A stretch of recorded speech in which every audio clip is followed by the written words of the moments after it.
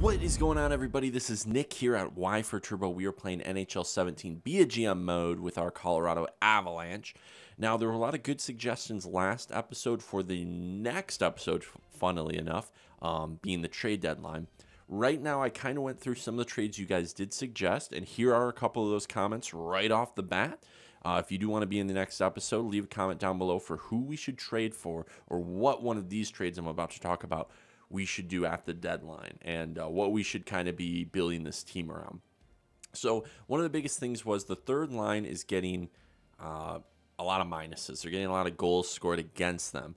One of the things that was said was maybe move Boyle up here and Jost down just for the next little bit here to try to kind of experiment with it. See if his better kind of defensive stats and physical stats help out the third line being a power forward, playmaker, and sniper line so that it beefs up the line a little bit there. And this kind of crops up Ho-Sang to be able to play maybe the second line next year. Whereas Joe sits down here with a power forward and a two-way forward. So this might be even more of a, kind of weird scoring fourth line now with a playmaker. But the thing is, I'm using the assets we have. Yes, we could bring in a Vermette and have a fourth line two-way guy down here. But then we wouldn't be playing Jost. I don't want to not play Boyle. He's a great asset with his 2 years left on a decent contract for 84 overall. He's a good asset, especially in the playoffs. He's going to be nice. Another thing was Kane. People were saying, there's this weird programming thing where Kane's just not good in the locker room. He's toxic and he doesn't help out his teammates. Their line's doing okay. 4 goals, 8 assists over the course of, 25 games exactly. So it's not great, but it's not bad. He's doing fine. He's got actually a decent shooting percentage he gets a lot of shots on net. That's roughly 2.5 a game, 2.25 a game. So he's getting his shots when he kind of needs to on the second line. Grigorenko's helping out. He's doing really well, and his shooting percentage is amazing. Like, when you're anywhere over like 5% in the NHL, like the highest league you can get to in the world, you're a decent, at the very least, an average to decent shooter. And I don't know why I put decent above average. I guess those are similar or the same. Let me know what you guys think for shooting percentage. Does it really matter? Is it more about when shots are taken or the frequency of shots? What's your favorite shooter? What do they look like? And then Landeskog, we had to move him to right wing. We'd like to get him up to 88. That would be very good. He's not doing bad, 8 goals, 9 assists, but the thing is, he probably won't grow incredibly here on the second line, which kind of worries me, but he really wasn't getting it done on the first line.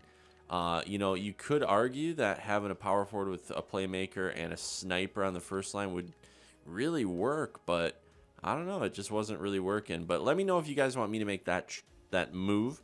A lot of people wanted Barzal playing way above what he needed to, because look at that shooting category. Just the absolute power behind his shots is enough for him to really make a dent.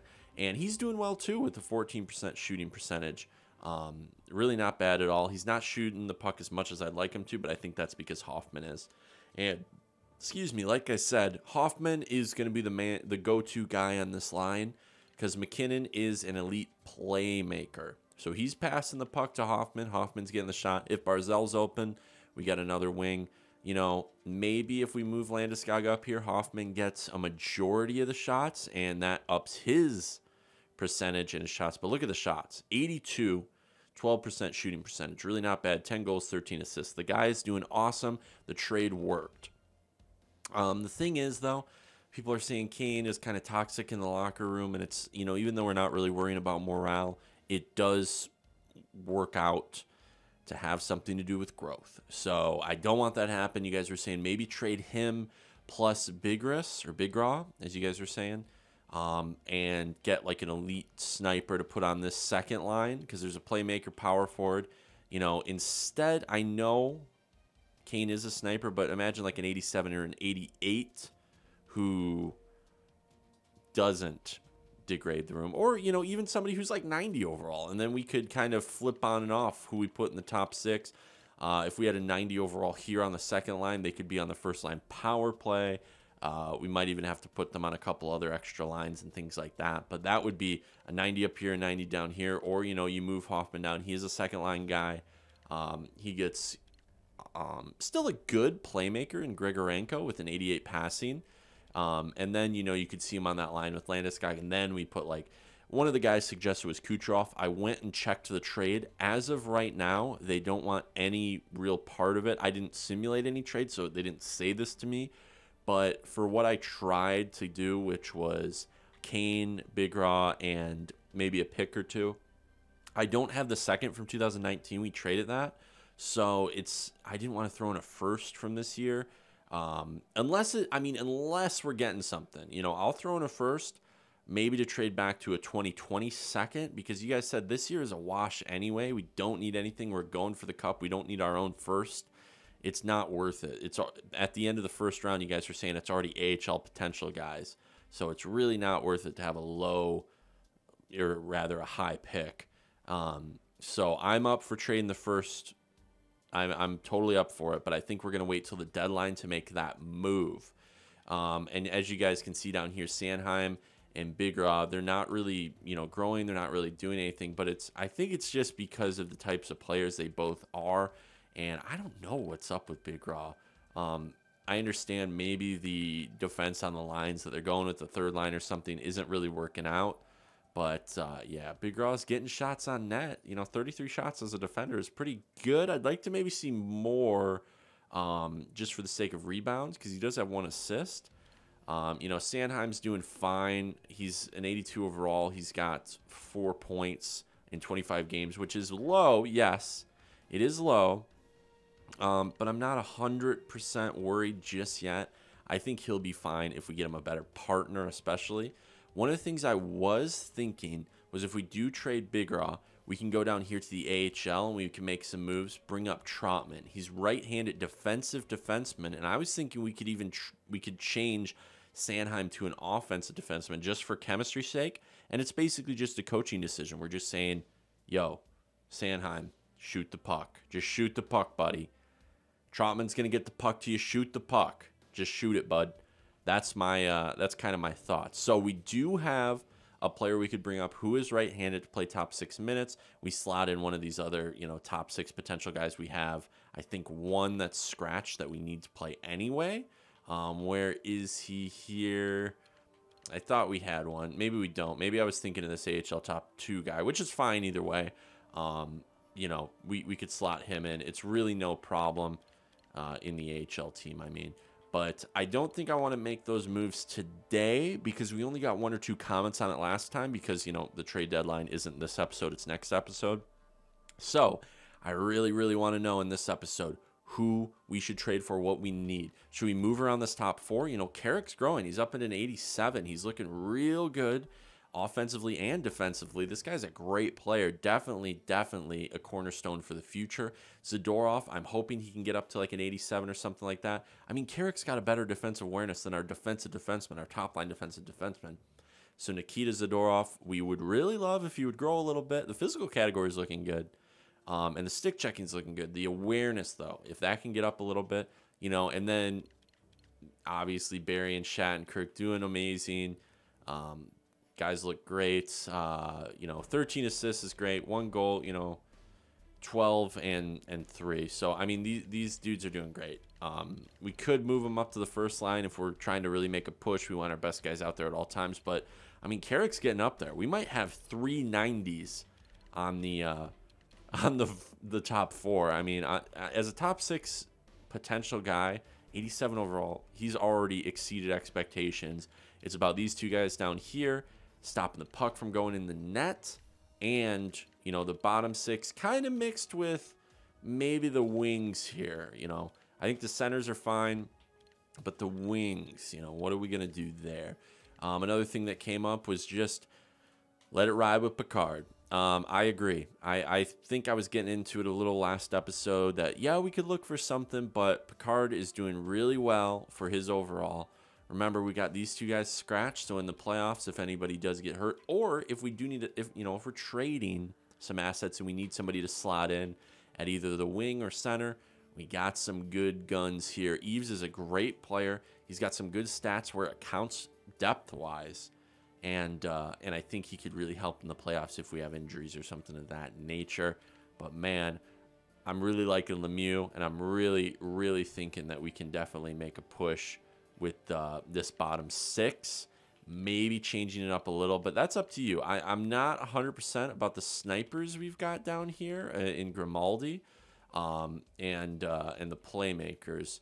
I'd like to see more, 2A guys, and I understand you guys are saying maybe change Hoffman to a 2A guy if we made the trade and needed to slot in like a run and gun sniper. Like if we got Kucherov on this first line, make Hoffman a 2A guy, or keep him as a sniper, put him on the second line, because Kucherov would slot in at the right wing. We'd move Barzell down, maybe move Landeskog over here. Hoffman stays up here, but then we got 2 snipers. It's just one of those things. That's when we change Hoffman to a 2A guy, tell him to change his focus, even though he's doing great. But let me know what you guys think. I only got 1 or 2 comments last time on the trade deadline and actual, like, people were saying trade certain people, but only 1 or 2, which I showed earlier, were telling about actual trades we should make, which I really appreciate because you guys know I'm just steering the boat and you guys are telling me which direction to go. So let's get into some simulating. We've made the one little roster change we wanted to make, and now let's just get into simulating. Let's go up to the deadline. So I think I'm going to do it 2 weeks at a time. We're going to talk about the team a little bit. We're going to talk about what we're going to do. And, this year I'd like to make a push, at least for the second round. That's a big loss against Chicago. I'd like to make it into the second round. It would be good to win our first series as the Avalanche. That wouldn't be bad at all. And these first couple losses, I'm just going to kind of shake out. Not 100% worried about it. We're still getting used to the new lines. But if in about a month and a half here we see that either our goals for has gone way down or goals against has gone way up, we can make some changes. There's a big win there against Ottawa. So let's get up here to Philly, take a drink of my water. Hey, and if you guys aren't following, go check out twitch.tv/Y4Turbo. We're going to be doing a lot of Twitch-only GMs, I'm thinking, up in the next little bit here. Actually, I wanted to do QMJHL this time. Let's do defenseman for the 6 weeks. But yeah, if you aren't following, go ahead and follow that. We're trying to get up to 50 followers on the Twitch channel, and we can once NHL 18 starts, there's going to be a lot of reveals. You guys might see my face. I've got a whole thing going on. I think I'm going to post a picture on Twitter once everything gets up.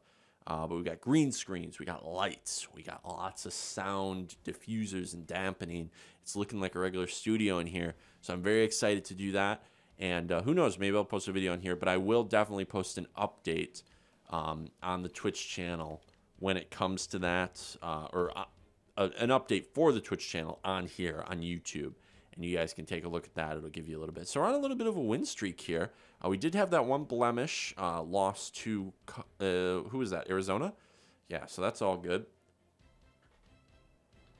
There we go, boys. Okay. Couple wins here. So it looks like it's actually kind of taken off. There was a loss against the Panthers, but there we go. We rebound against LA. Better to win against the Westies and lose against the Easties, right? So it's not bad. I'm not going to change up my... I think if you guys are interested, I really want to do a accepting all trades GM, as my chair squeaks like crazy. Okay, and there's a shootout loss. Okay, we're at 23-15-6, respectable record. This is about a month. Let's go up to this week, and that'll be about a month and a half, I believe, and then we can look at the stats here. So hopefully we get some wins here to pad the proverbial stats. Big loss to Vancouver. Overtime win to one of our rivals there, and man, Oilers are growing. They got our number, so that's going to be one to look out for. Maybe they'll win the cup this year or something. They're hard to beat. We've almost beat them. There's a big win against Chicago. Big tilts against Chicago this year. Very strange. All right, so we're coming up on the last one. There we go. We end it with the win. Not bad at all. All right, so let's go ahead and take a look if this will ever stop simulating. There we go. All right, we end it with the win here. We are 27, 18, and 6. Not bad at all.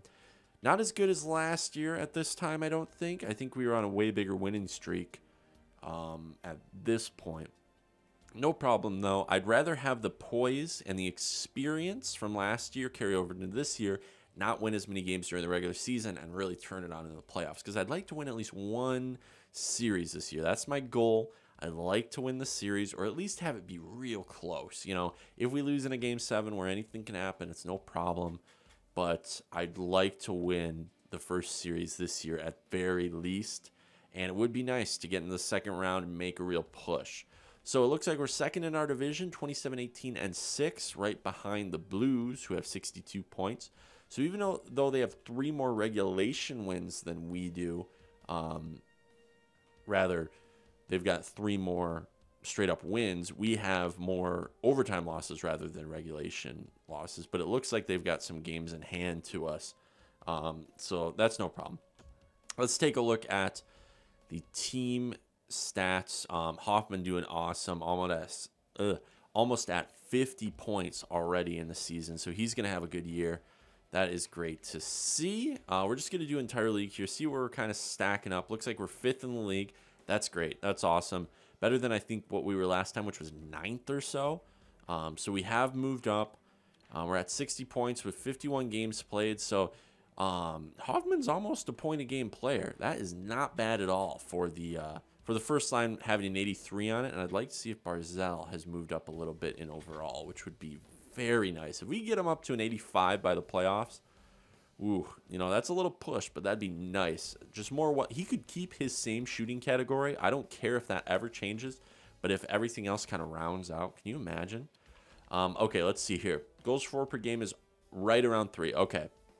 Last episode I said I'd like to get that more up by 3.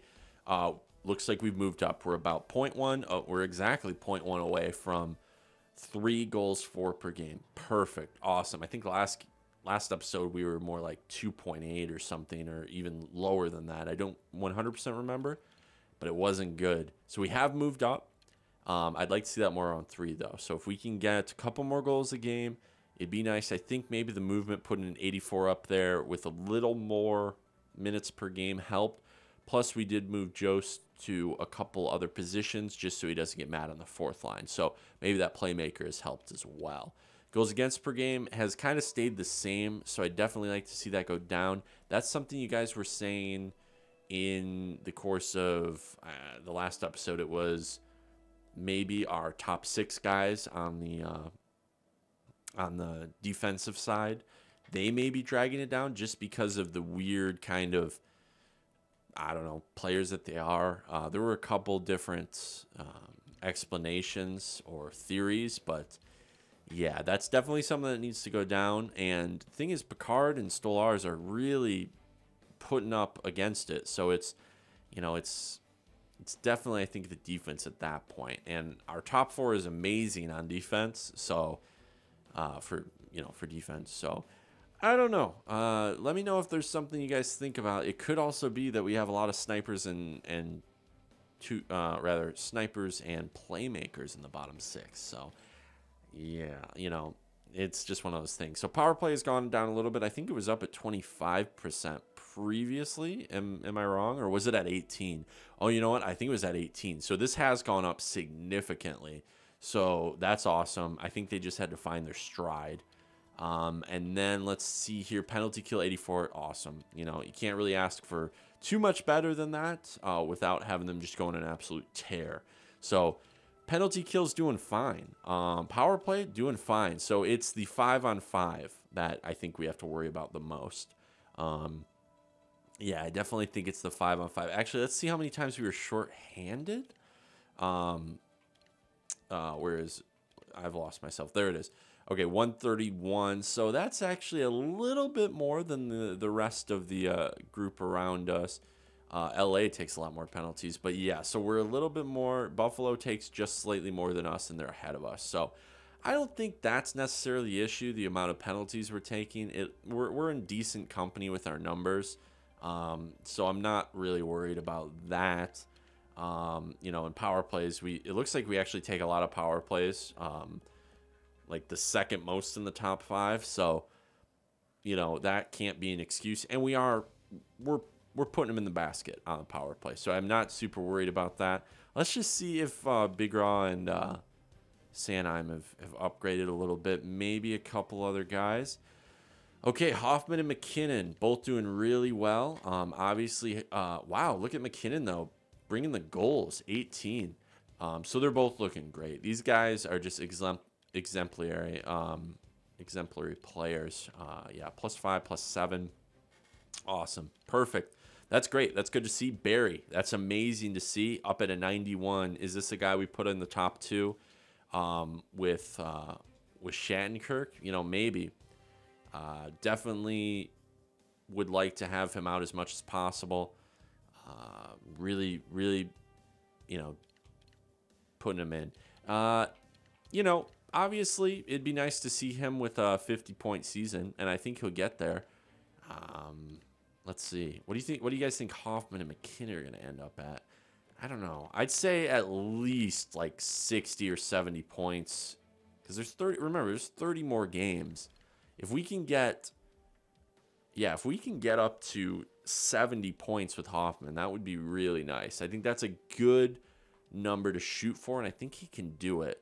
McKinnon, the same. I think they both can get up to at least 70. I'd like to see that, because with 30 more games in hand here, they've got a chance. If they can just get, you know, one every as many games as possible and only not get a point in, you know, I don't even know, one every 10 or so games. It's you know, one of those things, like, obviously they need to get at least a point a game for the whole rest of the thing to kind of solidify it. But I think that's good to have goals. Barzal doing pretty well there. Actually, with the assists, you know, obviously Hoffman on that line, but 10 goals. He's up at, he was at 83, so he's up at 84, so that's looking great. He has grown. Is it going to show? Yeah, so it looks like his shooting's going up still. His physical's going up too. I'd like to see the defensive awareness and stuff go up a little bit more. We might have to put him on something like the penalty kill to do that, though, just so he has more time in his own end. But really, I don't want to jinx him or anything like that. Grigorenko doing pretty well there with 32 points. Landeskog doing fine. Hosang, you guys are saying he's really, really good, and he would be nice on the second line. I agree. I just, you know, if we still have Landeskog, I kind of want to keep him there. You know, I don't want to put Landeskog on the third line, have him lose overall, and then we try to trade him, and we can't get as much for him. So Hosang's still growing. We still got time. And he's doing well. You know, 10 goals, 20 assists, not bad at all. He was, remember, a -5. So he's slowly going back to even.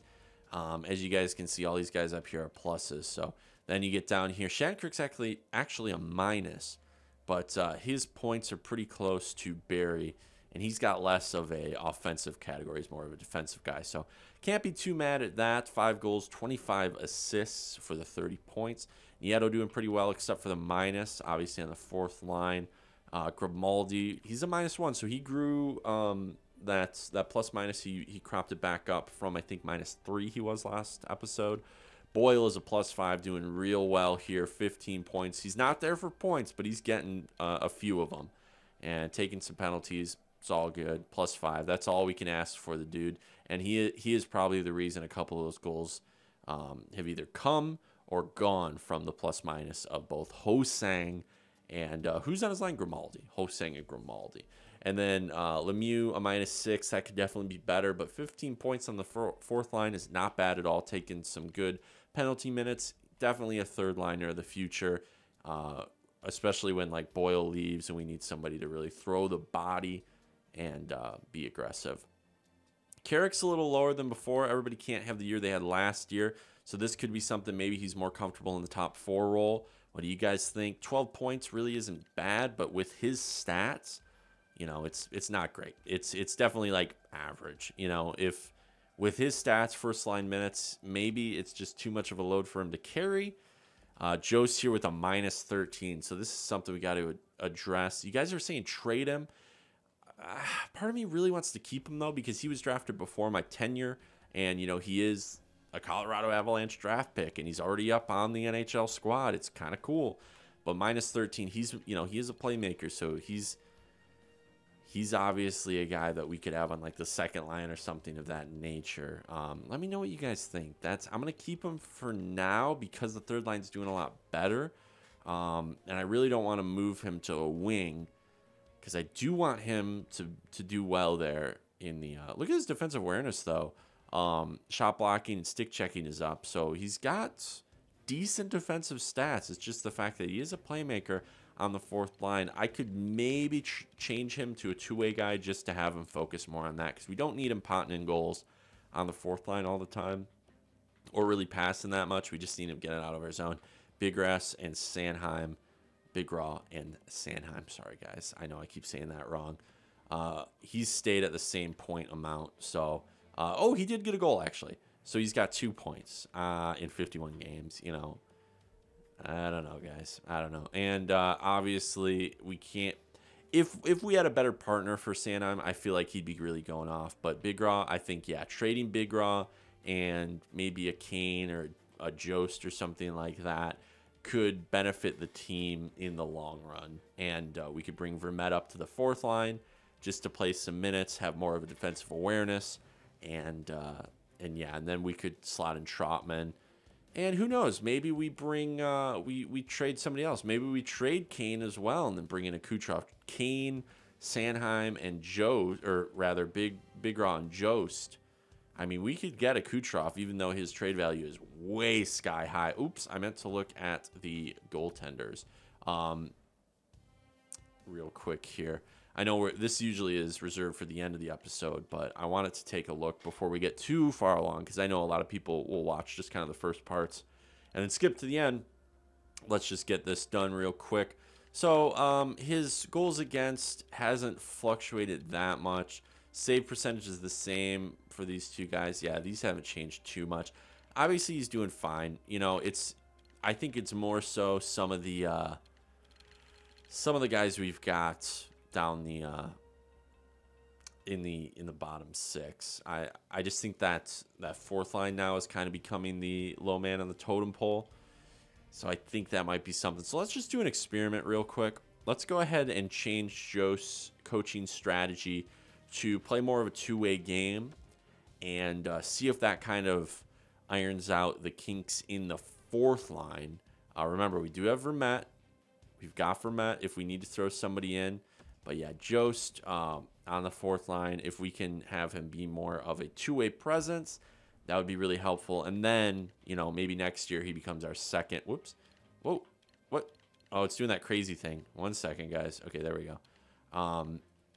You know, maybe next year he can be on the second line and really go off on the playmaker side.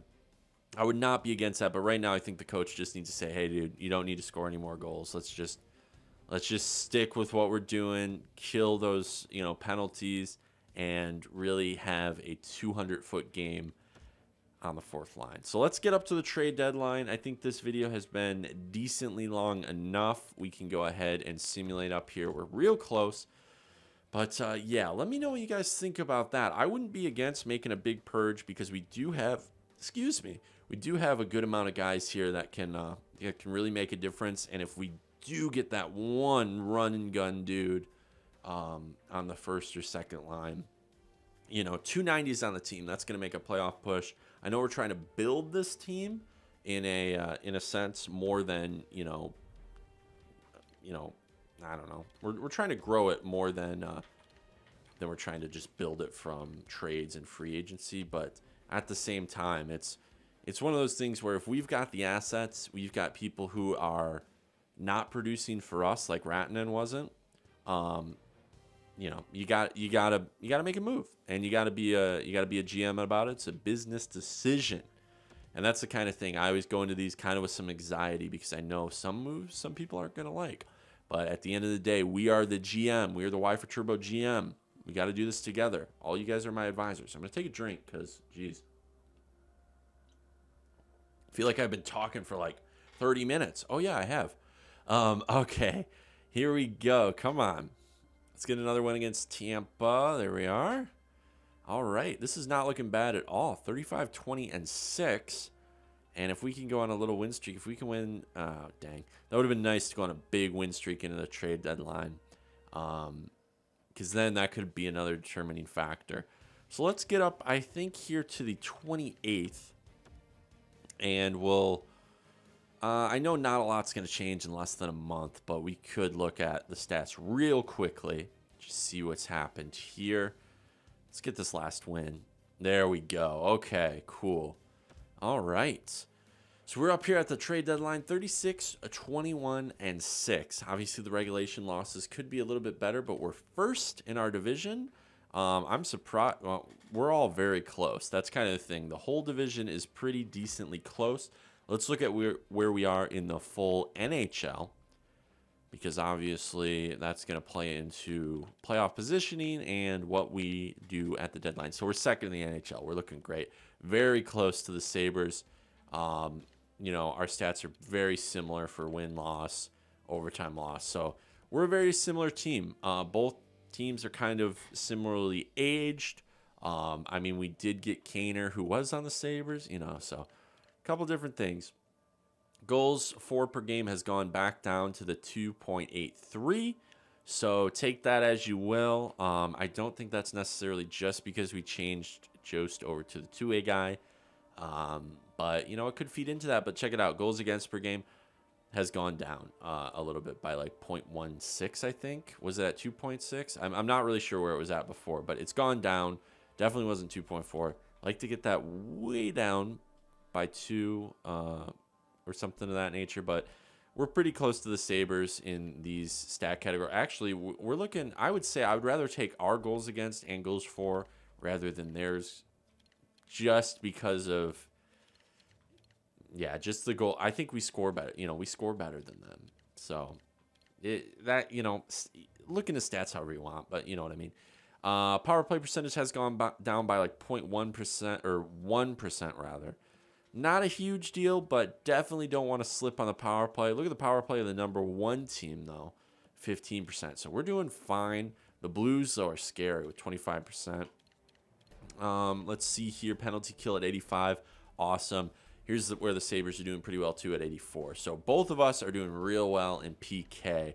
I'm just trying to look at them for some guidance being the number 1 team, but we're only a point behind them. So we might as well be the number 1 team. I think we can overtake them in a few games, especially if we trade for an absolute run-and-gun sniper. I mean, I'm just saying it how it is. If we do that, we're definitely going to have way more points. It's just a fact. Okay, Hoffman's up at 50. Great. McKinnon, 47. Grigorenko's got 40 points, I think, for the first time in his career. Can we look on this page? I don't think we can. Wait, what was his... Wow, he's taking a lot of shots. Let's see how many shots Hoffman's taken. Almost 200. Awesome. So we're just going to go through these really quick. Looks like Kane and Barry are both going to be at least 40-point players. Hopefully, Hosang and Landeskog will as well. Hosang's back up to -5, so take that as you will. Yeah, Barzell's a -1 now instead of even. Yeah, a couple of these guys. Boyle's at a 1 instead of a +5, so that's another thing to take into consideration. Jost has moved up, though. So he used to be -13. He's now -9. So I know it. I know it fluctuates, but it's just one of those things. Also, take this how you will. Big Raw is even with only these points. So I mean, when he's on the ice, it's not really a goals against time, but it's not really a goals for time either. So and 10 points for Sanheim. So he definitely could benefit this year. If we do make a trade, maybe for, you know, even if we have Trotman beside him, just an older veteran guy beside him, feeding him the puck, he'll get some more points down the stretch, and I think his pluses will go up. It's just Jost and Grimaldi here. You know, obviously they could be a little bit better, but, you know, it is what it is, and you guys are going to suggest some good stuff, so let me know in that way. Let's see if there's been any changes here to the goaltenders. Okay, Picard's doing a little bit better. Stolarz is doing a little bit worse in goals against. And save percentage has gone up for Picard. So Picard was in a rut, it looked like. Hopefully he can move up to like an 86 or an 87 before he exacts out. Oh, that would be so great if he could move up to that. All right, so you guys know the drill. Let me know what's going on. I will, real quick here, just look at, as I'm doing the wrap-up here, look at some of the stuff that's going to be available. I don't think we're really going to go for what's available. I think the biggest thing would just be, you know, if a trade's available, let's just try to kind of just force the trade. You know, as bad as that sounds, it's the end of the season in NHL 17. We can force some stuff that might not be super uber realistic. Like, obviously, Tampa wants to keep Kucherov, but I don't know. I don't know if we give them what they want to get. You know, make the price good. So, ooh, oh yeah, this was the former first overall. This would actually be kind of cool, getting him center playmaker. I mean, obviously that trade value's out of this world, and might as well just go for some. Oh, Giordano, that'd be kind of sick. Big raw for Giordano. What do you guys think? He could run top 6 minutes for the playoffs. We could probably get him and a pick or something. That would be funny. That would be actually hilarious. But he'd be down at like 85 by the playoffs, I feel like, because he's, what, 36 already? All right, so I'm not seeing too much just yet. You guys were suggesting a couple cool guys on Detroit, like Mantha. Also, some other players like Shinkruk came up. That would be kind of cool. I just, you know, I can't. Oops. Oh, why did I do that? I pressed B. I was in the mental mindset. What were we on? We were on. Okay, yeah, LA. All right. Yeah, I just can't get Kucherov out of my head. That would be so cool, wouldn't it? Skaters matching block.